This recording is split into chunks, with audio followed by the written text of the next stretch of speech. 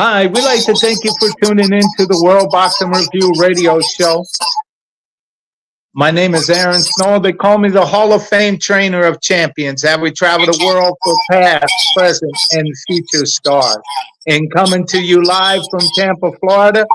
And also today we have Lyautey, who is the president of the Rochester Boxing Hall of Fame, that's going to join us on the show, man. And we're going to talk about Tony Garcia, who have passed at 103. But first of all, Larry, welcome into the show. Oh, thank you. Thank you for having me, Aaron. It's always a pleasure to be on.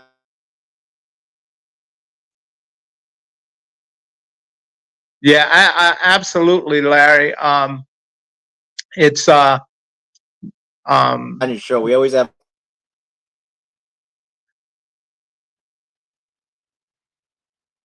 Yeah, the feed is what's come. I know it's cold and snowy up there. Up in Rochester, and I know it's cold, baby. It's cold, and we want to thank you for coming on the show today in the warmth of your home and everything. And we want to wish everybody a Merry Christmas that's coming up around these holidays. But Larry, last night down in Miami, the Jake Paul Anthony Joshua fight, man. Hey, man, the build up was something, and the characters were at work. I mean, the circus continues. Yeah, the circus continues. I don't know what people's expectations for the fight were, but I mean, for what it was, I thought it was a good fight. The game plan was solid, and he lasted 6 rounds, and he got his war trophy. Jake Paul did, and it was entertaining. Well, anytime you're with a circus, it has a bunch of clowns. In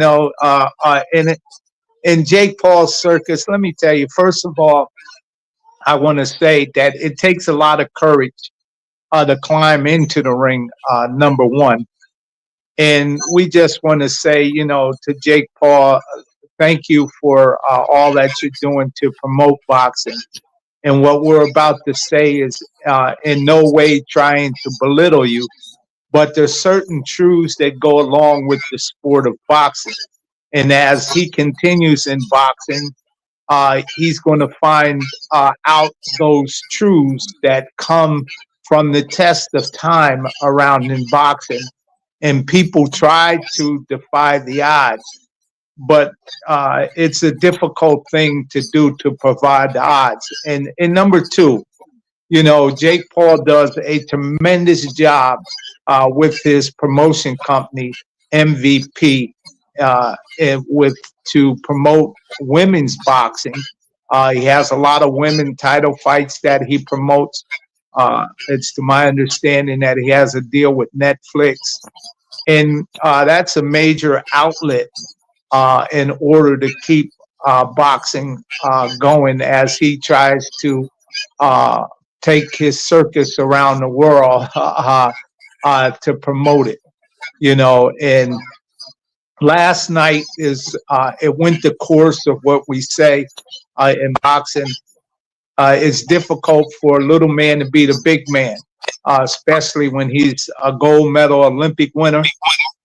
He's a 2-time heavyweight champion, and he may be Anthony Joshua, 36 years old.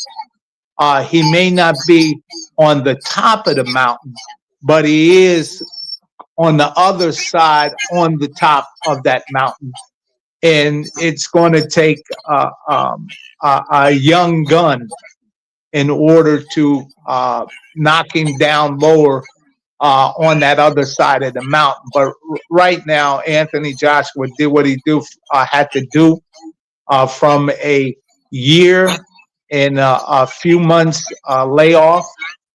This was the perfect fight. Eddie Hearns is just doing some amazing stuff. And what, as a promoter with Anthony Joshua, after being knocked out a year ago, winning the fight, leading off with an uppercut and get countered and nailed him right on the chin. You know, how do you bring a great fighter like that back from being nailed? So, you know, you try to keep his visibility up, get him a tune-up fight, and let him brush some of the dust and dirt that's on him from sitting on the shelf, from taking in the recover from that type of thing. And that's what happened last night. It was a great tune-up fight for Anthony Joshua. Anthony Joshua went out there and did what he had to do. As the rounds went on, you could see Jake Paul was just moving around, you know, and as you said, at 6'6", 6'7", Anthony Joshua just stopped him down. What are your insights of this, Larry? You know, I thought it was a good show. I don't know what people's expectations were. The guy, you know, he lasted 6 rounds. You know, he ran from him and he hugged him and he grabbed his leg, but I mean, it's part of the show, you know. And in the end, Joshua was able to connect a couple times, and that was about the fight. And from what I understand, Jake Paul broke his jaw in 2 places. I know on YouTube you can see that it's cracked and his tooth's going in.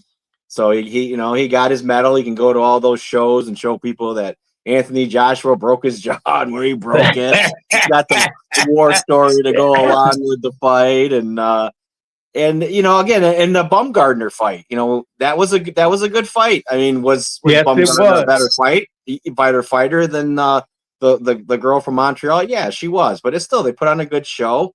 You know, it was good, and even Anderson Silva. I mean, he's a UFC guy. He fought Woodley. That's 0-2 as a boxer, but you know, they put on a good show. I mean, it like you're saying, Jake Paul has done a great job with his promotion company. You know, he's definitely, I mean, if you're a woman and you're looking for a promotion, someone to back you and to make some money, get your name out there, why wouldn't you go with Jake Paul? I mean, it'll get you on Netflix, it'll get you popularity. And then he's bringing to life some of these UFC guys. I mean, what would Anderson Silva doing right now? Probably has a gym in California. You'd probably be training fighters. You wouldn't even be in the ring or anything. So, I mean, again, I think it's a positive thing all around. And again, the fight kind of was what it was. I mean, we all saw it, you know. Yeah, well, you know, like we say in boxing, you know, to rise to greatness in the sport, somewhere along the line, if you haven't paid your dues, you're going to pay your dues inside the ring or outside the ring in these different types of situations. You know, everybody that knew something about boxing understood what Jake Paul was up against. And, you know, to overcome them different hurdles, he would have to pull off something great in order to beat Anthony Joshua. You know, he's not a Mike Tyson. Mike Tyson, someone that, you know, where you took a certain amount of things off of him in the contract where he couldn't do this and he couldn't do that. So you know what I mean? As an exhibition fight, you know what I mean? Yeah. And hats off, but Mike Tyson did make a healthy amount of money to help him out with his situation that he was going through. So, yep, you know, that was all good. You know, once a champ, always a champ, and Mike Tyson will always be a great champion in the sport of boxing, the youngest heavyweight champion of the world,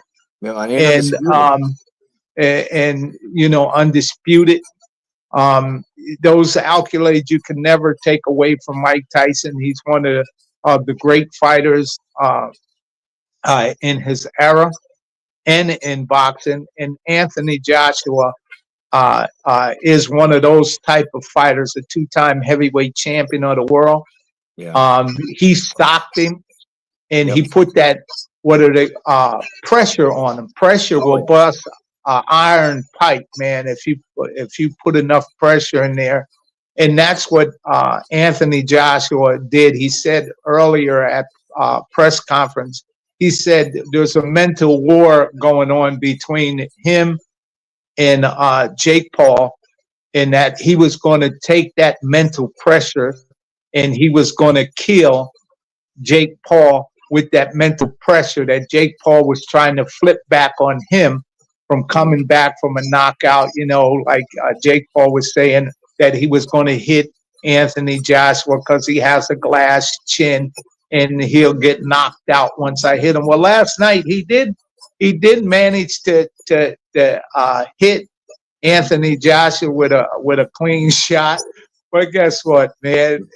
Anthony Joshua just took a licking and kept on ticking, you know, walked and stopped him down. And that pressure you could see, you know, Chris, who was the referee, you know, he could have called a lot of times a knockdown when Jake Paul was getting hit with body shots and fall forward, and Anthony Joshua was holding him up, and then he'd take a one knee and try to tackle him. You know, it was all things to the circus. But that shot that he took in the corner on the ropes, man, let me tell you, it reminded me of Rocky Marciano when he hit Jersey Joe Walcott, that picture where it snapped his head back, and you can see why his jaw would be broken. I posted a picture if people would look of Anthony Joshua hitting him with that 1-2, which is one of the hardest punches in boxing. The defense is the great 1-2 when guys are not experienced. That jab to the body, you reach, and he left his chin saying, "Here it is, baby. Just go on and hit me any way you want." He went for it when it came down. He went and reached and bound, left his head wide open. And from Anthony Joshua's experience of being in the Olympian in the gold medal rounds, they're huge tournaments. Yep. And being a two-time heavyweight champion and being in them large fights, you know, he tricked Jake Paul, and Jake Paul went for the trick. And then Anthony Joshua was able to land the treat. It's called a right hand.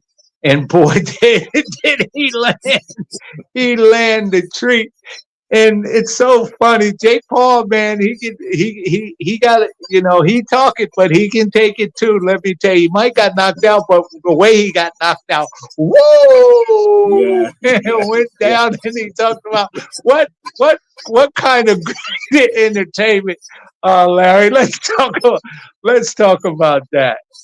Yeah, you know, again, like you said, it's a show. I remember, I can't think it was the fourth or fifth round. I just remember Jake Paul threw an overhand and hit Joshua square in the face, and it didn't even move him. He put everything he had in that shot. And I could just see that was everything he had, and it was straight. You know, it was a straight shot, and I think it was the fourth or fifth round. You go back and look at it, but his hand didn't even move his head, and I think that was a discouraging point for him. He put everything in that shot, and it just didn't even move him. But, you know, like you said, he clipped him to the body. That slowed him down. He couldn't move as much. Those body shots kind of wore him out. And then he got him trapped in the corner, and he tricked him and hit him with that shot that busted his jaw. And like you said, when he went down, he knew it. He was just, woo! He gave him the Ric Flair woo. Yeah, and what was happening, you know, Anthony Joshua with those body shots, he made Jake Paul do that dance called the crazy legs. You know, you get hit with that body shot and it hits that nerve. The legs do some crazy things, and that's what Jake Paul did in the fight. He did the crazy leg there for a minute and went up against the rope. You know, that nerve was hit. You know, I didn't see the best of them. You hit that nerve right with a body shot. It make you do that crazy leg dance, and it's a dance that never can be repeated the same way. And that's what happened. It was just amazing, good entertainment last night. And you know, the rules of the science stayed the same. You know, it's tough for a little man to beat a big man. It's just the size different. You got to be, you know, one of those things in the history of boxing. When Billy Conn was fighting Joe Louis, a tremendous size different, as Joe Louis was heavyweight champion. And Khan was, you know, he was winning the fight. He was outboxing Joe Louis. And finally, Joe Louis caught up with him and knocked him out. And they asked Billy Khan after the fight, "You were winning the whole fight. Why'd you start fighting a different fight?" He said, "Because I wanted to knock him out." and Joe Louis caught up with him and knocked him. He knocked him out. To keep that term, it's hard for a little man to beat a good big man. And last night proved the science of the game. But it was entertaining too. Yes, it definitely was. I mean, it was worth the watch, you know, if you stayed up and watched it. And like I said, I got nothing bad to say about it. I mean, I know people in the arena were booing because of the action, but I mean, that happens at fights. People are never happy, it seems like. Yeah. Well, it got the real boxing fans and enthusiasts.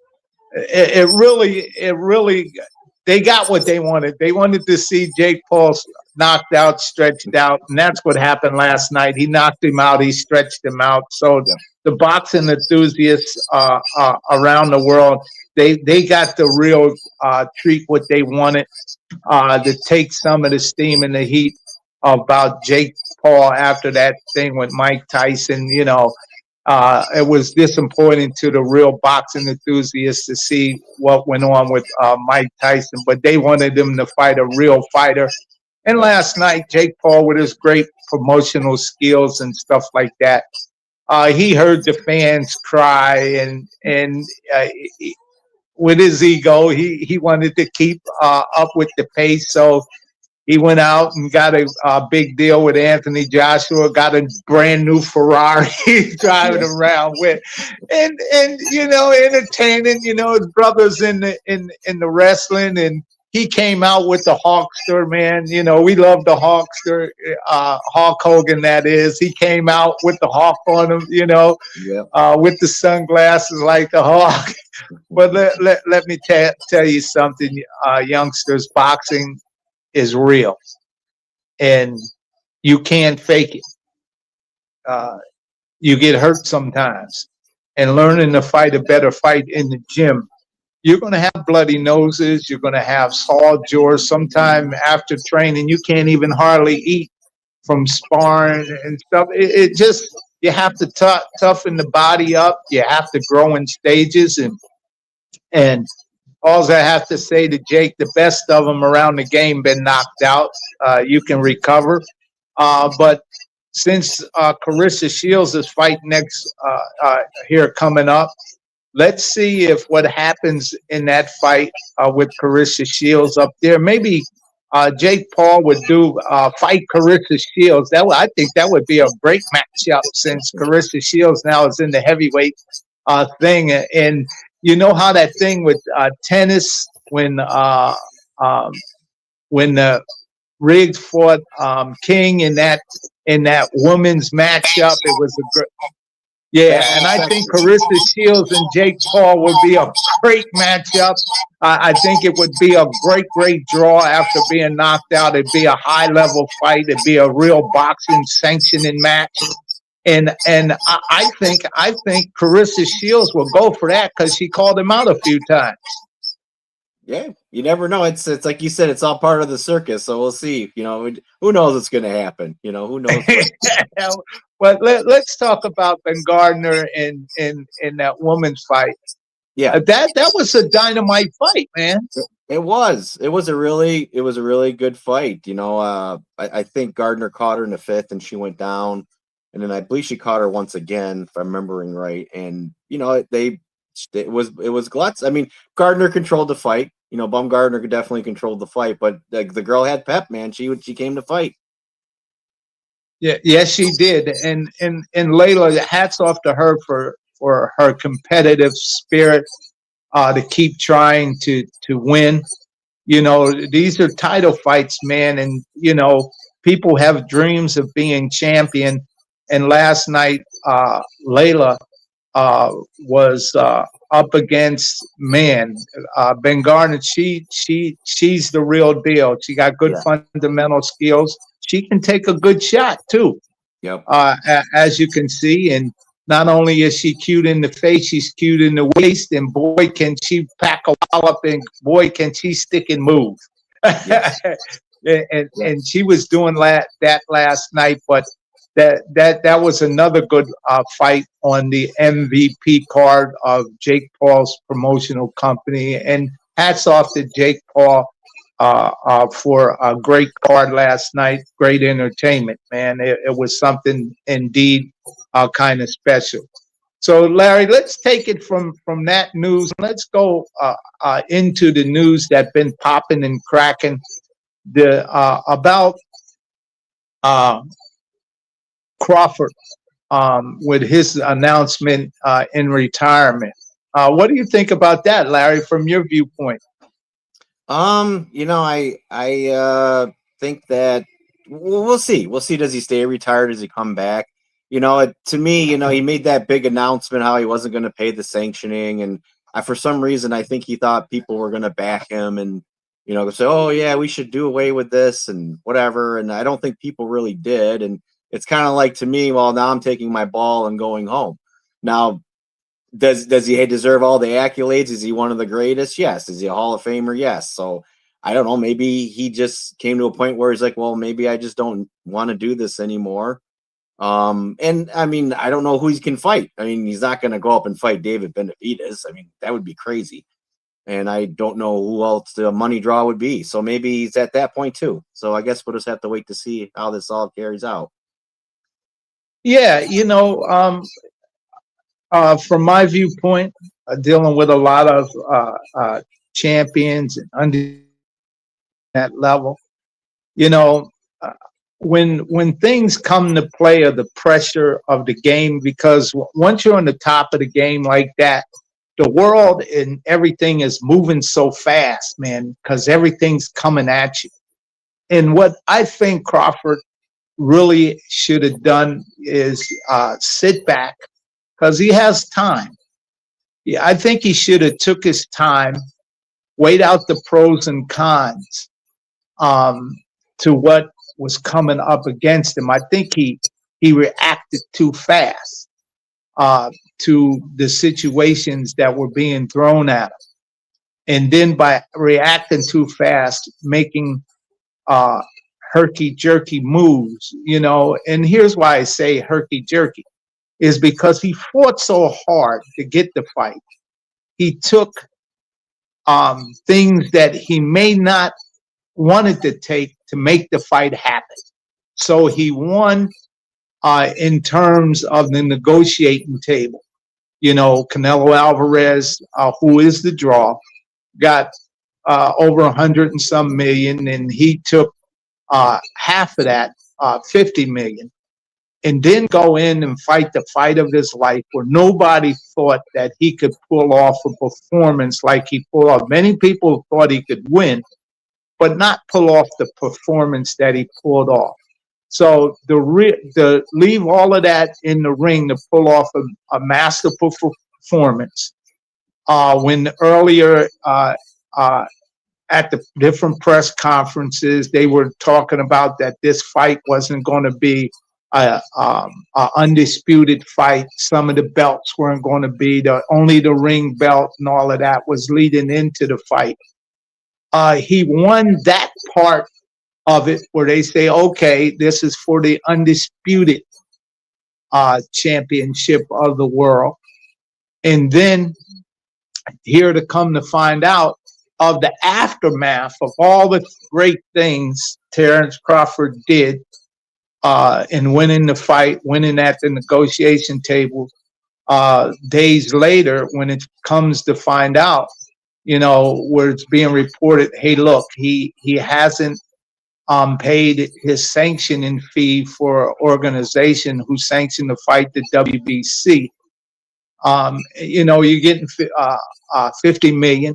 You know, look at your training expenses. Paying sanctioning fees is a legitimate expense for doing business. You know, He's been undisputed champion in other weight divisions. And for him, he's paid sanctioning fees for a long time because he's been champion for a long time, and he has many title defenses for a long time. And, you know, I think at his defined moment, not to do that, to walk away and say he ain't going to do it, and where it puts, you know, 2 fights, you know, and people say, well, why was the sanctioning fees 6%? It is, to my understanding, the 6% was from 2 fights. He didn't pay his sanctioning fees, that they were trying to do the right thing, say, hey, look, last time you fought, we didn't get our sanctioning fee, which was 3%. This fight is 3%. And they even try to negotiate with him to find a place where they can do, because they got rules and regulations that as a boxing organization, as organizations have to do. You know, you got a board and stuff like that you have to answer to in meetings and things. Well, why hasn't he paid his sanctioning fees? This champion is not following the rules, but he's going to parade around. So it was the WBC convention, and at the governing board of the organization, that was brought to the table that he hadn't paid the sanctioning fees for this fight. And they made motion right there at the governing board. You know, people didn't want to see him get stripped, but they got to follow the rules and regulations, what's at hand of their organization. So they voted, and they voted to strip him. And Mauricio Suleiman is just the face of the organization as being president. Larry, you know that. You know, you're president, but you have a board and stuff that y'all make a decision collectively. The yays win. You know, if they say nay, you lose.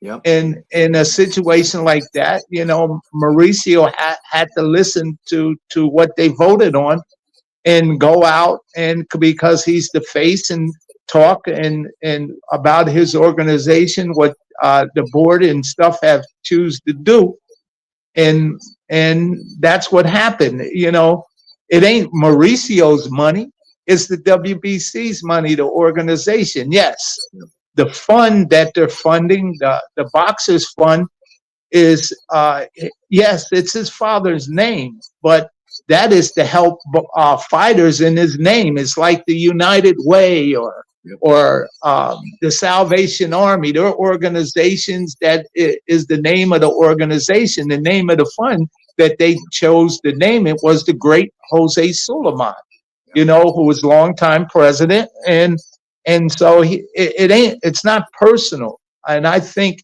things started to take a personal thing. And Crawford went out and spoke, you know, with great passion, because he felt it was attacking him personally. You know what I mean? Yep. You know, as he's champion, he also has a business himself. Yep. You know what I mean? He's the business. It ain't that his business. It wasn't personal, is what I'm trying to say. Yeah. And he took it personal when he went out on social media and made personal attacks against Mauricio, when they were trying to, you know, just say, hey, look, man, you got to pay the sanctioning fees. We don't want to do that, but he did it. And then after that happened, you know, days later, he make a decision to say, hey, that's it, I'm retiring. And he has plenty of time to sit back and relax. Now you didn't want to pay the sanctioning fees. You make a public statement that you're retired. Everything that you worked so hard at the negotiating table in the fight, you just threw it all to the side and threw away. You know, I don't understand. Just throw your arms. That's it. Now all them belts are going to be guys. You're going to hear who's going to be fighting for those different belts. That the organizations are going to move on with that division where he won the fights at. And you're going to be hearing, those guys fighting for those championship. Matter of fact, to my understanding, that Canelo Alvarez is back at the negotiating table with Turk Al-Sheikh, and it looks like he's getting ready to cut a multi-million-dollar deal, and he may end up fighting for that same title and be champion all over again from all your hard work, But we pray for Terrence Crawford, who's a great, great champion. No, ain't no question about it. It's just the understanding, where he could have a press conference and retire in the right way, where people get a chance to fire questions at him, to ask them different things, so they have an understanding where he's at. Because when you do a herky-jerky moves, the comeback to those situation is very difficult. You know what I mean? And let me tell you, and I can tell you personally, the great Muhammad Ali, when he was stripped of his title for being not going to war and stuff like that, he was the people's champ, but it was difficult for him to get his boxing license back, to get the opportunity to fight for the championship again. And he's seen without the belt, the champ wasn't really the champ. And in this belt era, that's what it's all about. But once a champ, always a champ, and we're going to pray for Crawford, a great champion, and I hope that he finds some way, if he's going to box again, to get it all back together and to find so he can be that great champion who he is inside and outside of the ring. And whatever he's going through, may God guide him and direct him and comfort him and make the best situation for him or what he's going through. And, that type of situation, bro. Larry, that's difficult. You know that, right? It's a difficult thing. It is. And I'm sure he feels, like you're saying, I think he feels upset about the situation and how it's handled. And hopefully, like you said, he'll have some time to reflect. And, I don't know if he's a godly man. I don't know if he prays, but, some prayer and to think about what he's doing. And, I look at the WBC. The WBC Cares is huge. It houses fighters. It sends them a paycheck once a month. And I think out of all of them, they're definitely the most vocal. And I'm not saying Mendoza and Daryl Peoples don't do stuff for their fighters, but definitely WBC Cares stands out more than the rest as far as publicly not acknowledging retired fighters and helping them. Oh, absolutely. All the boxing organization does. And you mentioned the WBC Cares. The kids programs all around. They have supported a lot of my initiative, like they have always. The Jack Johnson exhibit that I take around, and they support that. They support the thing up at Muhammad Ali's camp that we do for Black History Month every year, the WBC Cares. The WBA and the IBF, they support it. And they all have kids program to help develop young kids, keep boxing safe and things like that. So they're doing the right thing, man.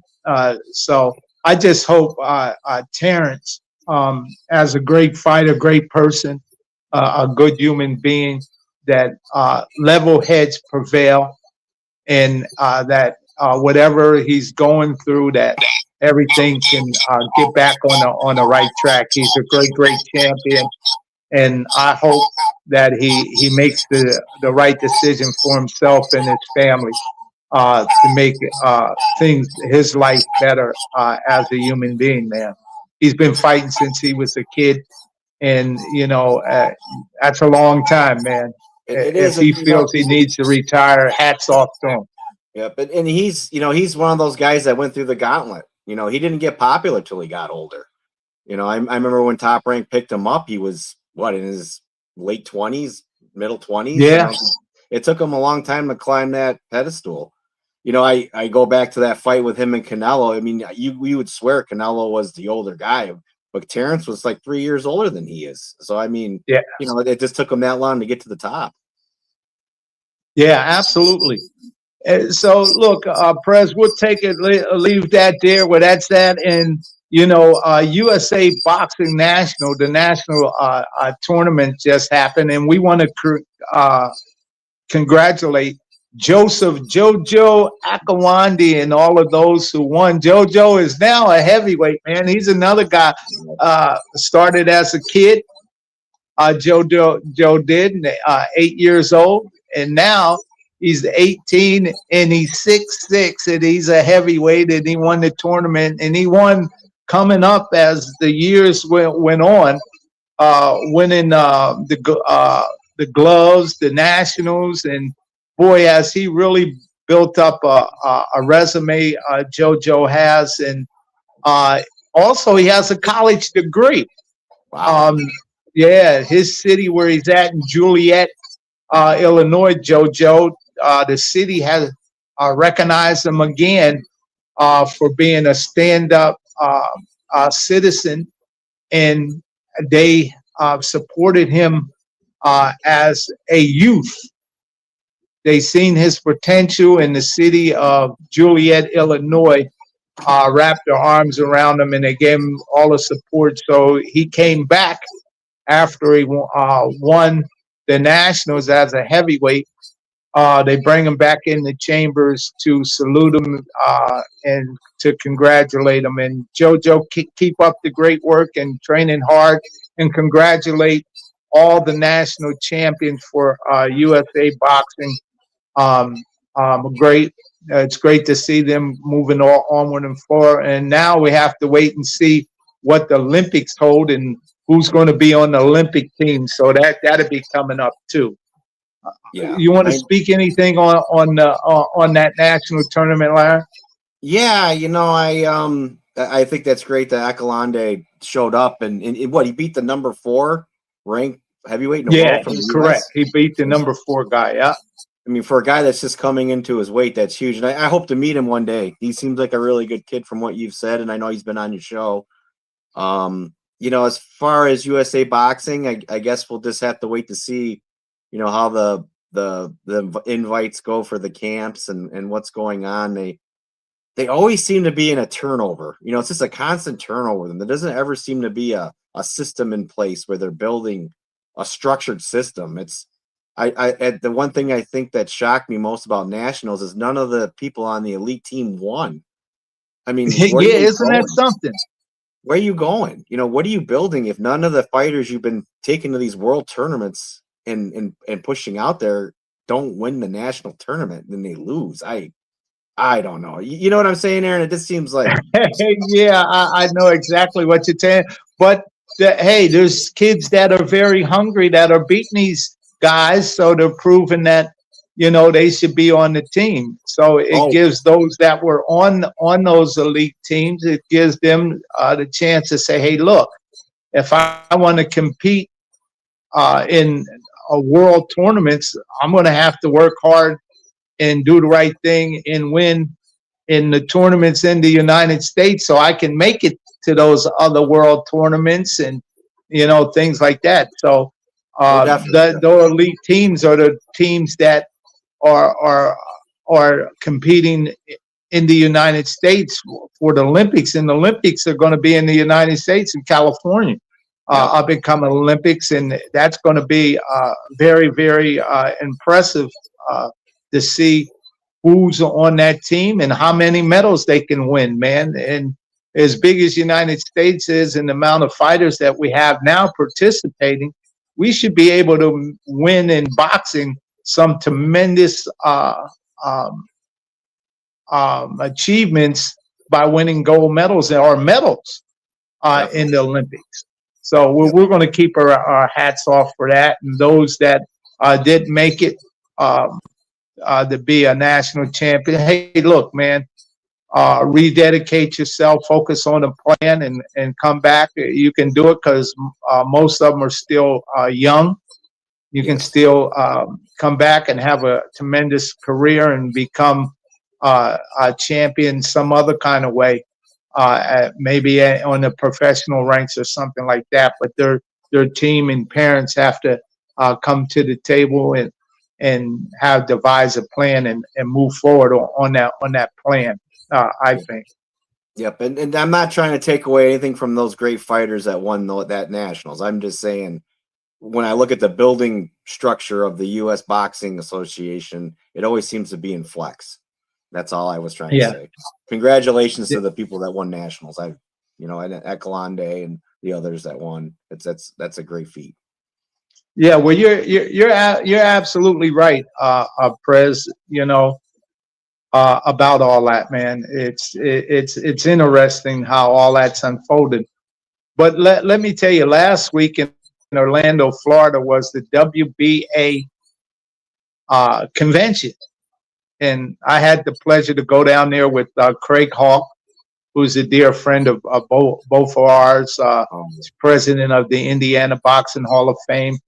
Gilberto Mendoza and Jose Oliver were voted into the Indiana Boxing Hall of Fame, which is going to be May 2nd and 3rd, and they may not be able to make it there. And why they were here in Orlando, Florida at the convention, he gave them their induction ceremonies and plaques at the convention, which was very honorable to see Gilberto Mendoza Jr.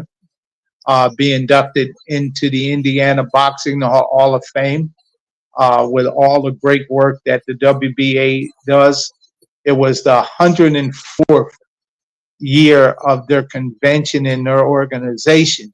And boy, is that historic for 104 years that an organization is still leading the charge in boxing. And to see that organization still moving on.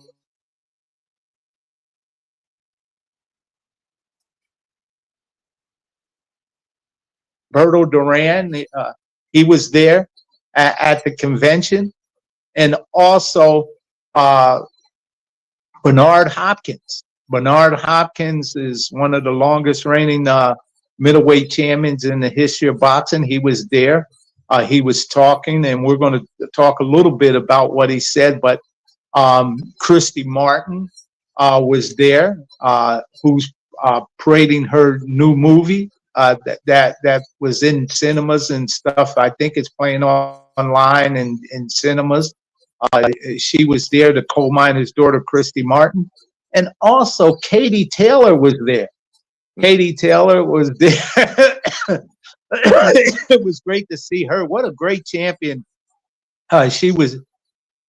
She is at the WBA convention, and also the list was long. Find the distinguished at a parade of champions that were there, of trainers, boxing promoters, and all of them there lobbying and stuff to get their people in position. But while we were there, the ceremony was to induct Gilberto Mendoza Jr. and Jose Oliver for their great work that they done. And they did have fights in Indiana. And, Richard Hall and Roy Jones. Richard Hall was the WBA champion who I trained, and Richard Hall. They have the largest attendance record, and Richard Hall had the WBA champion when him and Roy Jones fought. So they fought for the WBA champion. So they're marked in there. Gilberto Mendoza Sr., he's also inducted into the Indiana Hall of Fame. So it's all fitting for something that is record book to keep history lined up with the great things that happen in Indiana. And also, they have a new mascot, with the WBA. His name is Simon, man. Look. Simon, how you doing? The WBA mascot, man. He's doing it. We had a little boxing match, and you can find that little thing us training Simon, the boxing monkey, man. And Simon, you're a bad dude, man. You get around, man. What are you doing here And you said you want to be on the World Boxing Review radio show all the time, man. Well, what's happening, man, champ? What's going down, man? Yeah, say hi to everybody. Yeah, Simon the Boxing Monkey for the WB. Hey, man, Simon, that's Larry. Meet Larry, Simon. Yeah, how you Hey, doing, Larry? Simon. How you doing? Yeah, good to meet you, Larry. You press, Hey, good huh? to You meet you, press. Simon. What a great thing, a great motivational tool for kids as Simon goes out in the WBA, as they do a lot of great work in different communities around the world for kids. And to have Simon there who goes into hospitals and stuff like that with the kids. Me and him, I showed him little tips and stuff like that. We did a little boxing stuff there on the floor. So, hey, Simon, man, good to see you and great working out, man. That's Simon the Boxing Monkey for the WBA, man. He was there, and boy, was Simon doing it. You know, he's also with a glove company, uh, Lions, I think it is, Lions boxing equipment, man. So we had a wonderful time there at the WBA convention, Larry. You know, as you know, time's coming down. You know, Larry, I'm going to ask you a question. Sure. Who do you think should be Boxer of the Year, in your opinion? Boxer of the Year. Man, it got to be between Usyk and Crawford. Yeah, Usyk, Crawford. I mean, you could throw Katie Taylor in there. You could throw Clarissa Shields in there. She moved up to heavyweight, unified heavyweight champ too. And you could throw those two in there along with Crawford and Usyk. I like Usyk. You know, I like Usyk. This is because he fought AJ twice. And it's not easy to be undisputed heavyweight champ. That is the showpiece of the boxing division, and he accomplished that. And you know, he fought the premier champions in his era. Yep, in cruiserweight and heavyweight, and talk is that he wants to fight Deontay Wilder, former longer reigning champion for the WBC. He wants to give him a shot at it with his punching power, and we're going to see. I think you hit it right on the head, Perez. But those names that you mentioned, I think they're in line for Fighter of the Year. I think. Yeah, I mean, definitely. That's the last stepping stone for this last era. Usyk fights Wilder, and he's knocked out the big three. You know, and that was the big three. And if he accomplishes that, he's basically cleaned out the heavyweight division. And it's a matter of, does he want to tangle with the young bucks, or does he want to move on? You know, that's what his decision is going to have to be. Yeah, absolutely. So, you know, it was breaking news and sad news, and we're going to get on into that. Tony Graziano, man. Talk a little bit about Tony. We both knew him. You knew him. You spent time with him many, many, many times. Talked to him, walked with him, talked with him, laughed, joked, played with him. You know, all of those great things. He passed at 103 years old. Let's get into Tony, and he was a character. Oh man, you know, Tony. You know, when you first asked me to talk about this, I even thought to myself, am I even worthy to talk about Tony, because so many other people know him a lot better than I do. I mean, you know, Graziano's was a staple of the International Boxing Hall of Fame. You know, that was there before the Hall of Fame was there. You know, the big fighters used to go in there and have dinner when they were around Syracuse. And, you know, there's just so many stories, you know, but, you know, just what a great individual. You know, you even go back to, you know, he was part of the 507, the 82nd Airborne, Easy Company, Band of Brothers, Three Purple Hearts. And that's not even his boxing career. I mean, you know, the Band of Brothers, if people, you know, the young people out there don't know, I know people my generation don't know who they were, but they're the people that were parachuted in to Europe when Nazi Germany had taken it over, and their job basically was to disrupt the front line of the Germans so that D-Day could happen. And they had no reinforcements. They were parachuted in behind enemy lines. And if you've never seen Band of Brothers, shame on you. You need to see that series. Yeah, you're absolutely right. But you Canastota, where the International Boxing Hall of Fame is at. You know, Tony Graziano in that restaurant you talked about, he was an ambassador for the village. Wouldn't you say? I would say he was an ambassador for Syracuse. You know, if Trony was the first manager of Carmen Basilio, he's the one that set him up in New York City with Chris Angelo and Chris Dundee. I'm sorry, Chris Dundee. Yeah. And it started everything forward. I mean, basically, he brought boxing notoriety to Syracuse and the Syracuse War Memorial. You know, nobody knew that was there until he started having boxing events there. It's escalates, and then you look at the great fighters he trained, Rocky Fredo and Billy Backus, all 73 fights. Billy Backus, who was undisputed welterweight title holder, who Napoli's, I think he stopped him in the fourth round, I think it was. Yep, Syracuse. Yep. Yeah. The stories and being at Graziano's, it's one of those places when you're younger you don't appreciate. And I know when I was telling you last week, I wish I would have took more pictures of a lot of the items and things that were in that restaurant. But you don't think about it at the times. You don't think about the history and it not being there anymore. And oh man, and just the good times that were going on in that place. People came just to sit in Graziano's Thursday through Sunday during induction, and they didn't do anything but sit there and drink and eat, and because they're just waiting for the fighters to come in, and they'd talk to them and talk to Tony, and it's everybody. We used to, when we were at the International, we all the time, everybody used to mosey on over there for breakfast, for lunch, to dinner, and at night to have drinks and everything, or those that a drink. But you had mentioned, Carmen Basilio. Carmen Basilio's from that area. He managed him.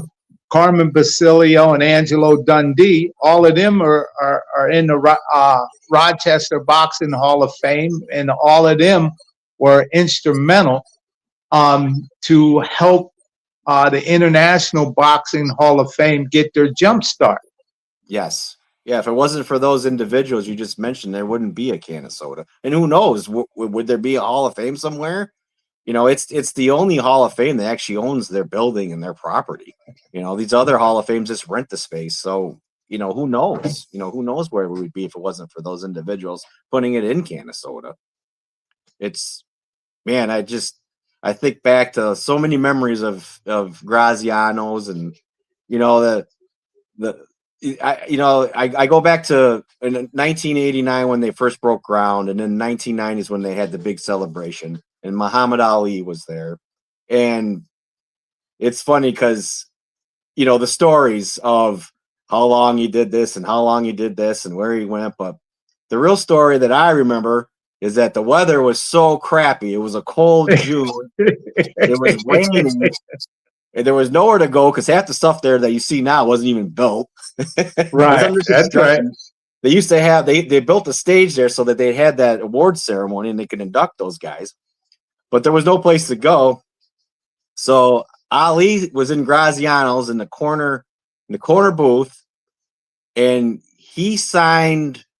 People always exaggerate this. Oh, he signed for 8 hours all day, 12 hours, never left. He did. He left. But he signed there for about 3 or 4 hours, didn't move, just sat there and talked to everybody. And then he did something else, and he came back later on the day and signed more. It wasn't a 12-hour straight stint, but there was a corner booth there where he sat for a long period of time and just talked to people. And people back then didn't know how the Hall of Fame was going to go, and most of them didn't think Ali was even going to show up. So it was really a docile Hall of Fame, and the weather didn't help. And you could actually, Muhammad Ali was just there walking around Canastota because there's nothing to do. And people would just walk up to him and talk to him. you know, and Yeah. it was an amazing weekend. You had to deal with the rain and the cold, but I just remember that. I remember that going on at Graziano's, and that stuck out to me. And again, I was in junior high school then, so I didn't stick around the whole time. My father was up there, and you know, people say, "Oh, he was there for 8 hours or 12 hours." He wasn't there that long, but he did stay there for hours at a time and signed and took pictures with people, and it really, really brightened up that whole weekend. And you know, like you said, back to the partying and drinking. I wonder how many boxers were kicked out of Graziano's that night. and you know, Coach, a lot of it's not their fault. So what happens is these guys, they get a picture, get an autograph, I'll buy you a drink. Well, I remember one night the Leon Spinks's signature got really sloppy, and a kid complained, and I said, the guy's got 12 shots lined up at the bar.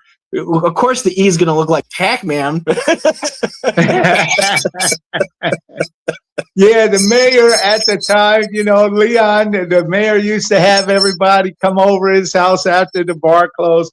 But hey, look, you know, Tony Graziano, who we're talking about, you know, yeah, Samuel, yeah, we're talking about Tony Graziano here. Hey, look, champ, you'd have loved this, Simon, the boxing monkey.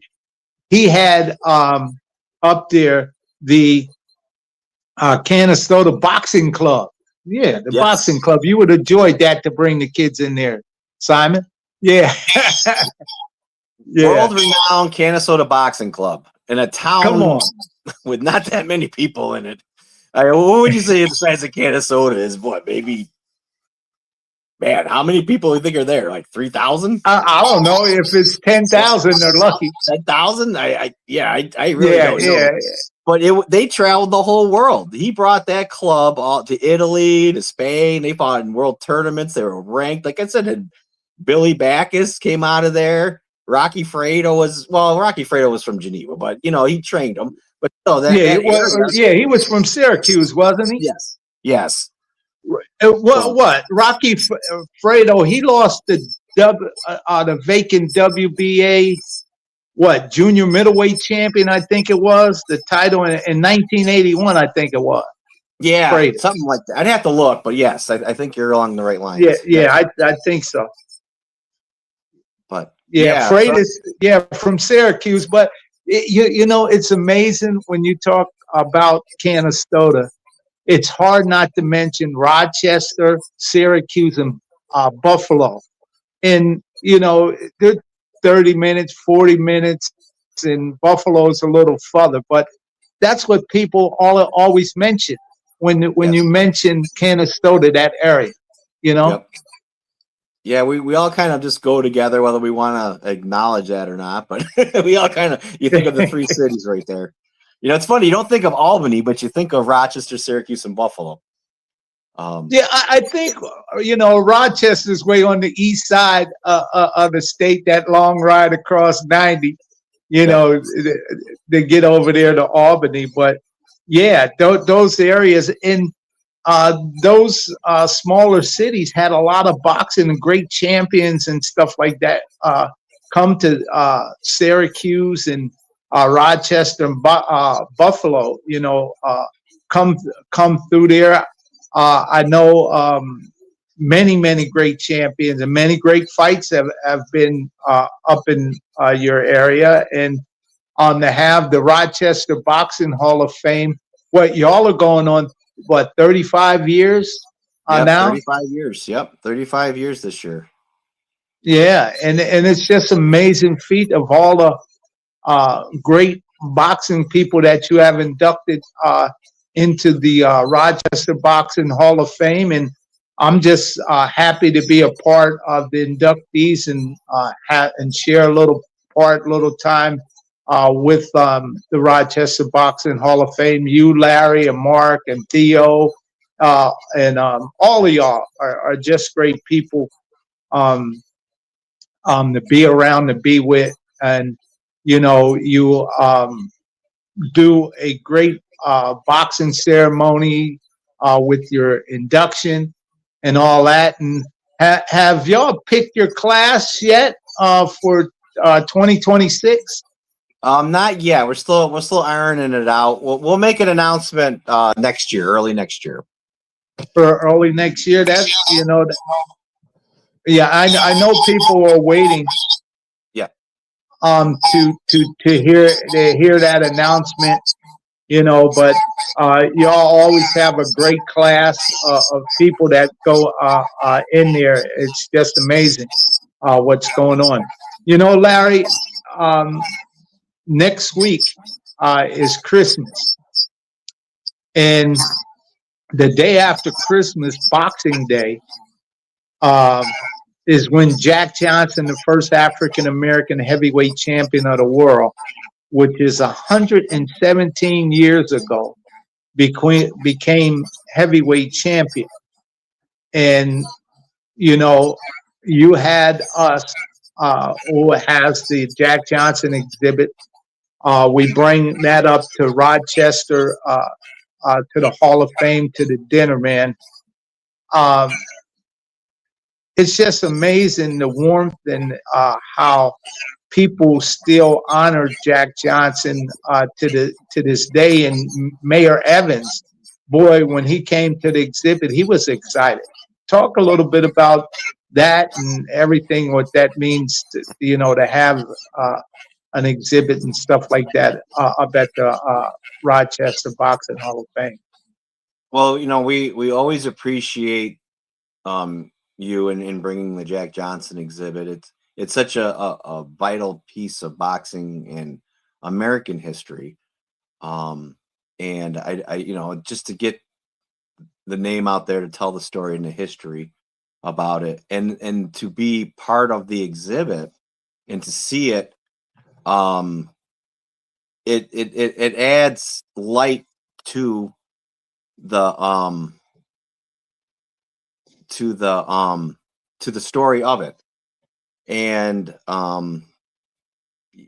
it just to have the mayor come and to take part and to visualize that and see that was a great thing. And I think that I've had people email me, want to know when you're coming back. Yeah, well, God willing, when you announce that date, we'll know when the Hall of Fame dinner and all that. Well, who's your inductees? Absolutely, make it a ongoing thing. But 117 years, the day after Christmas, called Boxing Day, when Jack Johnson became the first African American thing, and we're going to have some new announcement. We do have a legacy boxing belt that's been added to the exhibit with Joe A. Freeman and the Rosetta Stone initiative that travels around the world to preserve history. And we're going to, with Rochester, we're going to have an announcement coming up next year what the Jack Johnson exhibit in Rochester Boxing Hall of Fame is going to be doing together. So, man, things are moving on to try to keep this history alive, man, and a lot of people jump on board to it. And I want to thank, Gilberto Mendoza Jr. He took a picture with the legacy belt. Man, he had a nice belt. But they have made belts also for Joe Louis of their championship belts and Roberto Duran and, Jose Suleiman and Mauricio Suleiman and Jill Diamond. Great part that they played on getting Jack Johnson the pardon in 2019 with Donald Trump. All of us were involved in that, and also the inductions that happened with out there with the National with Bill Dempsey and Linda Dempsey when they inducted Jack Johnson into the National Boxing Hall of Fame. So, things were on the move in 2019 for Jack Johnson and Jack Johnson exhibit. He went in to the National. He's in already in the 40s. He went into the Ring Magazine Hall of Fame that they had at that time with Nat Fletcher. Matter of fact, Nat Fletcher thought so much of Jack Johnson and those Hall of Fames that Nat Fletcher started was some of the first Hall of Fames with Ring Magazine in the country and the world. So hats off to Nat Fletcher. He talks so highly of Jack Johnson and all the great material that Nat Fletcher wrote about Jack Johnson. He said that Jack Johnson, without a doubt, he's seen him fight in his time, and he said without a doubt he was definitely the man of his time, and he was the fighter of that time, and he was the character of that time too. So we're happy to keep that legacy alive, man. It's something, man. So you know, that belt you made is beautiful. That belt that you carry around with you, that Jack Johnson belt, I gotta get one of those. That's a beautiful belt. Well, God, I did talk to Joe. You're going to be. It's going to take a little time because they get so many made, and then they sell the replicas to help fund the different initiatives that they have. But he definitely said on the next batch, maybe 4 months, 5 months from now, when they make send the second batch, you know, there's 700 of these legacy belts that have been made, and all of them have the authenticity of the legacy belt. And there's only going to be 700 in them made, so it's going to be a jewel. People going to can buy them, you know, and that's the thing. But definitely, he said that Rochester Boxing Hall of Fame is going to be receiving one. So when they get that batch going, that's going to be it. So look, we were talking about Tony Graziano. Our prayers and a heartfelt goes out to him and his family. May be lifted into the higher heavens, and his family be guided and protected of all the great things he did in his life, being a military guy, being also in the boxing world. But, you know, I think it was with the restaurant, and, you know, him working in a restaurant and all that. He retired at 99, and then he just passed at 103. But 99, he was still in there biting the bit. Oh, he'd clean the tables off and get your order, and he never stopped. You know, he was always doing something there. He told me he'd go home, take a nap, and come back at night, you know, for the night festivities. But he just loved it. You know, he found something in life, you know, other than boxing, he truly loved doing, and he loved that restaurant. He loved being there with the fighters and the fans, and they came to can of soda, and every fighter went there. I remember last time that Mike Tyson was here, Mike Tyson snuck out of Turning Stone, and he went there for 3 or 4 hours afterwards. And you know how you go to the back there, and Tony would shut the blinds there, so he had a little private dinner with Tony, and they talked, and you know, that shows the respect of, you know, that place. You know, Marvin Hagler went there every night. If you wanted, he did. You go there. I mean, you never know what kind of mood Hagler was going to be in, but he went there every night. You might be able to say hi to him, talk to him a little bit, depending on what kind of mood he was in. But Hagler was there every night. Tommy Hearns went there. You know, I got a picture. So this is Marvin Hagler there. He was back behind that curtain that they'd pull over when they'd have their private. Yeah, that they pull over. Yeah. And you see John Stracey right there, the great fighter from I see that. And his wife right there. And then later on, I met Hagler, and I said, "Hey, you want to sign this picture, you and Graziano's?" And he did. And I got it certified. It's something I'm always going to treasure. You know, a picture of Graziano's with the Hagler sign with John Stracey and his wife there coming out of that back room. It's just the memories again of, you know, yeah, absolutely, man. And people may not know, you know, Tony Graziano, he had 2 Purple Hearts for D-Day.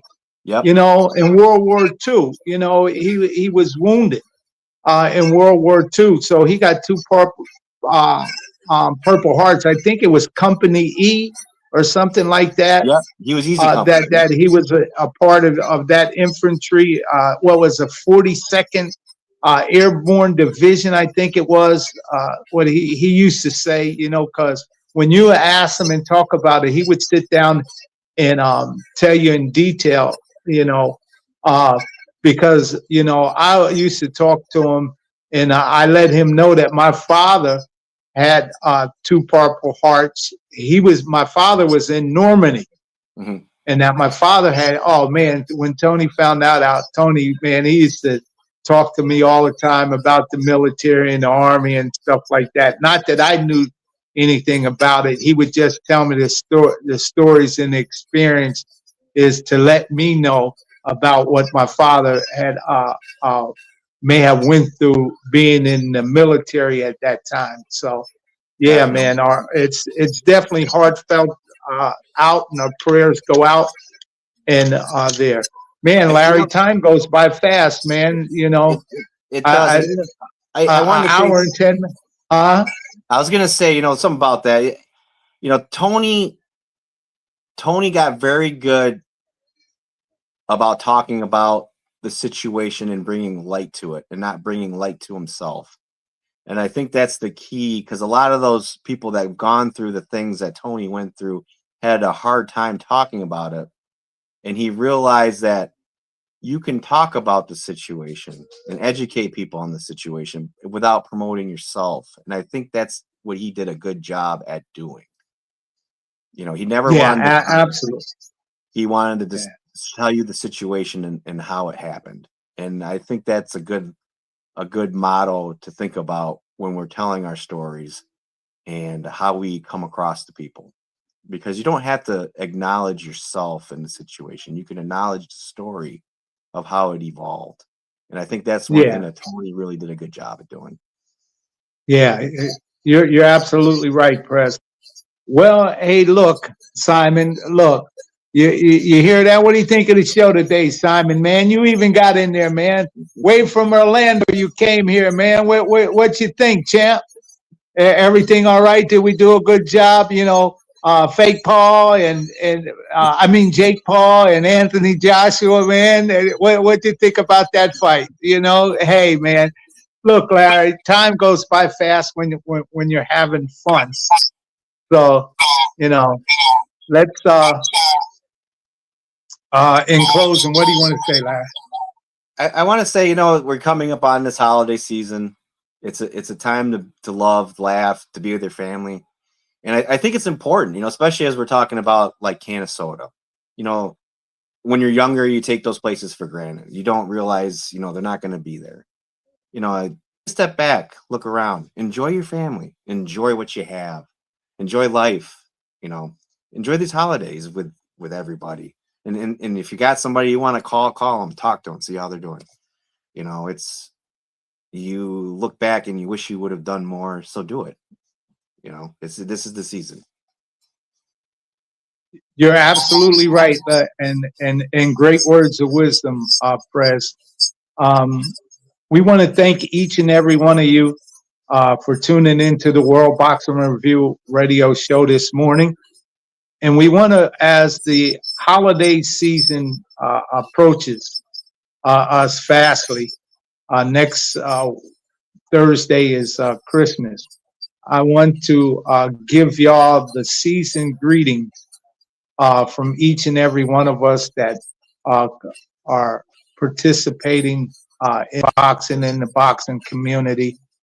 And over in Saudi Arabia, you know, as today the final tournament of the Riyadh season for the WBC approaches. These are going to be the champions of that Riyadh season, which was 102 fighters, something like that participated, from fighters from all around the world that were given the opportunity for this tournament.